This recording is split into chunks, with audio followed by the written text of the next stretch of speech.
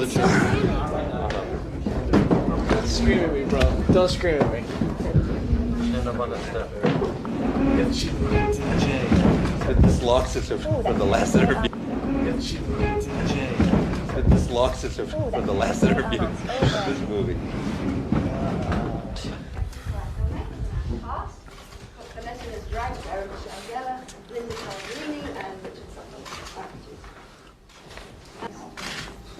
Okay, Raja, you've got a 60s cartoon. You have to repackage it for Unfortunately, I wasn't able to be here from the beginning. I was going back and forth between two continents.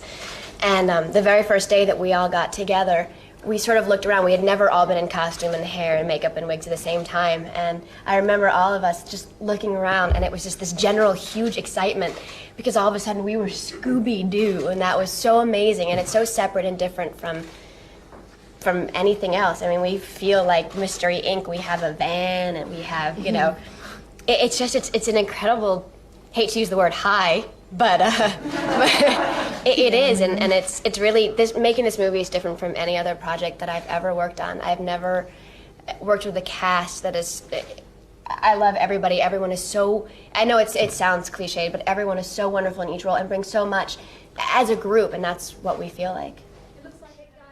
In shadows, and the fact that it takes place in Spooky Island really gave us free license to do whatever, you know.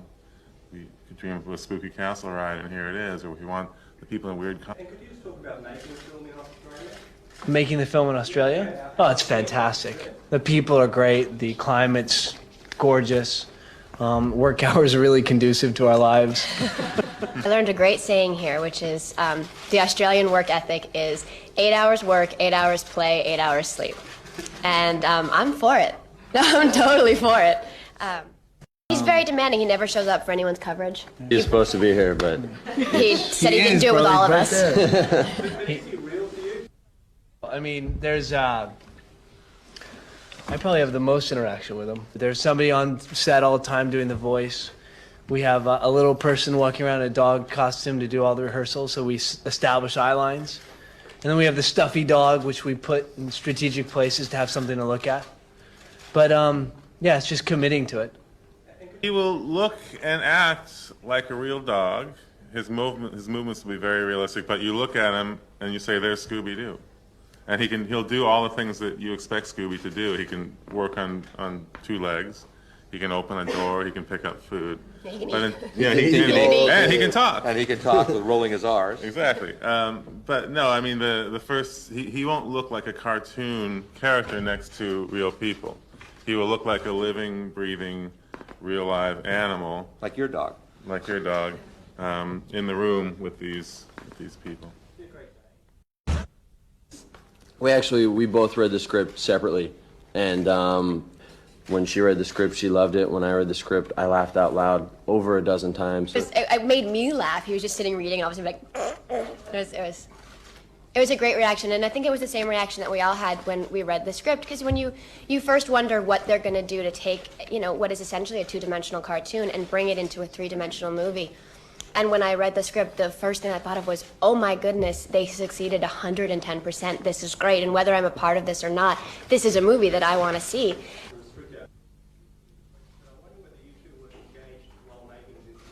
We're not going to answer that. To the movie. You acknowledged it, too.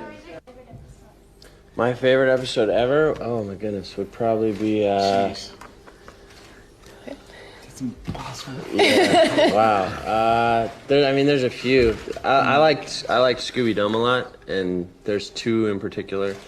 I like the one where the gang gets together and they solve that mystery. That's my favorite one.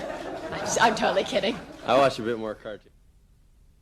Actual Scooby-Doo theme song from the cartoon, and I think what we're going to try to do and see if it works is see if we can do a.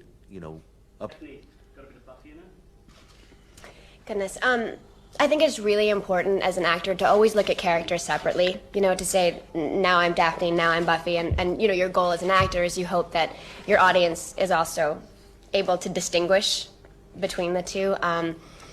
I like to think of, Daphne as a completely separate entity, but, we solve mysteries and we get ourselves in some trouble, and some of us are able to, lead the pack and help everyone out of it. I like to think I'm that person, but I'd be wrong in saying I was. I love it. As a kid, I was dying to dress up and be in Scooby-Doo, and now, now I get to be. So it doesn't bother me at all. And this is my real hair. It's not a wig. You have to clarify that.